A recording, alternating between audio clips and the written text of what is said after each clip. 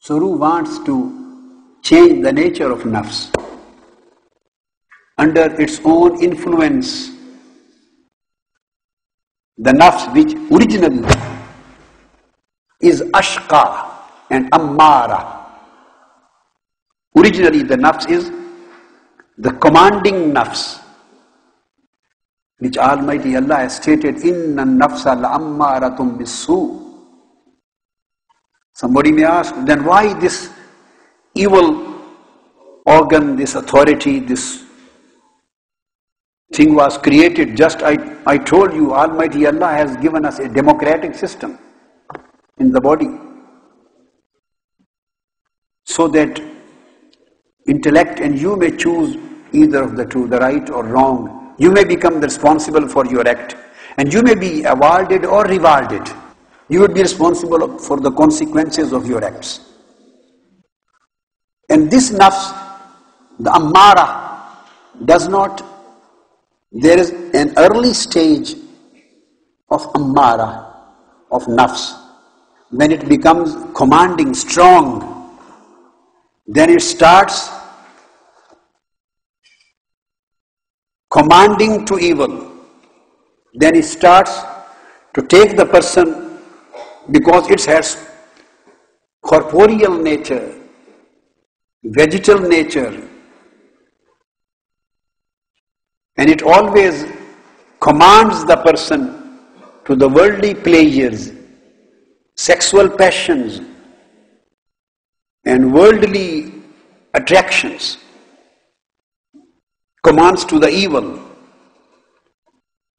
and other blameworthy traits and habits and conduct. But the nafs does not become ammara as the first stage. In the beginning, it is makkara, an-nafsul makkara. This is deceiving nafs. It is not so strong to command towards evil. In the beginning, it starts from deceiving, from deception, deceit. Starts from putting wrong ideas, wrong wishes, wrong thoughts, supporting khatra. It starts with deceiving you. Even if you are worshipping, you are doing an act of piety, and you are intending to worship and do this particular act of piety, and you are concentrating on a particular act, and through your concentration you want a continuity in your specific pious act, and this continuity will guarantee your advancement. So what this nafs, when it is makkara, a deceiving nafs, what this nafs will do, if straight away this nafs commands you and says, leave this act of piety and come to this evil act, come to this sin, come to this wrong act. If the nafs feels that this person is quite sensible, strong, he is not ready to accept directly my wrong command, he may reject it. If the nafs is strong and the person is weak, then it is ammara. If the person is strong in piety and nafs is weak, then it is makkara. Then it works through deceiving.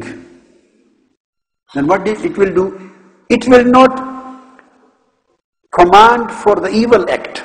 It will not directly ask you to leave this act of piety and go towards the wrong act. No, it will give a deception. It will say, no, this is a good act, nice to do, but if you want sawab, if you want more prayer of Almighty Allah, that other act of hajj or jihad or doing any other pilgrimage or particular act of piety is higher in status, and you will get more sawab and rewards from that.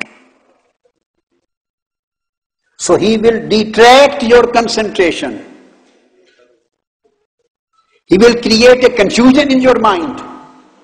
He will snatch concentration from you. You will be neither here nor there. Now you will be confused minded, whether should I do this or should I go to that particular pious? Should I do tilawat of Holy Quran or should I read Darood Sharif? Should I go to the Hajj and Umrah or Ziyarah of any saint or the Al-Hidayah camp, or should I give this money for charity for the poor people, 200 pounds? So the deceiving nafs creates a confusion in your mind and make you indecisive by disturbing the concentration. Sometimes the deceiving nafs puts riya into your mind. So sometimes it works through deception, some deceiving, sometimes it works through commanding. If it deceives, it is an-nafsul makkara. If it commands, and it is strong enough to command, then it is an-nafsul ammara. And nafsul ammara is the one which fights with ruh. If the ruh is strong, influential, and intellect is strong, and quite cooperative with ruh, and having quite good understanding, and sound and profound knowledge, wisdom, ilm, al-ilmun nafi', intellect. Because intellect is the advisor. That's why it is stated that Imam Malik said, Man tasawwafa walam yatafaqqah faqad tazandaq. وَمَنْ تَفَقَّهَ وَلَمْ يَتَفَقَّهْ فَقَدْ تَفَسَّقَ وَمَنْ جَمَعَ بَيْنَهُمَا فَقَدْ تَحَقَّقَ. Those who want to become worshippers, those who want to become very strong worshippers, those who want to indulge themselves in act of piety, act of worship, act of cleansing the nafs, but they do not achieve the proper, sound and profound ilm of deen, al-fiqh, al-fahm, al-marifa of ahkamuddin. They are ignorant of deen, knowledge. They remain illiterate, as lots of so-called claimant of tasawwuf and Sufis, those who claim to be Sufis, but they do not possess the deep, real, true knowledge of deen and sharia and fiqh. And they are away from the sound knowledge of deen and fiqh, the sound knowledge of Quran and Sunnah. They are jahil. Al-abid al-jahil. He is a worshipper, abid, but he is jahil.